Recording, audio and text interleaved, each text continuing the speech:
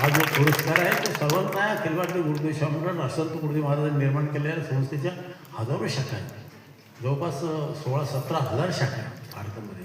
आणि त्यांचा हा सर्वांचा सन्मान आहे, भव्य टोपीचा सन्मान आहे. हा सर्वांचा आध्यात्मिक रुचीने ज्यांनी जी काम करतात, जी आपापल्या जीवनामध्ये किंवा देशाचं किंवा सन्मान परिसराचं, त्या सर्वांचा सन्मान आहे असं मी समजतो.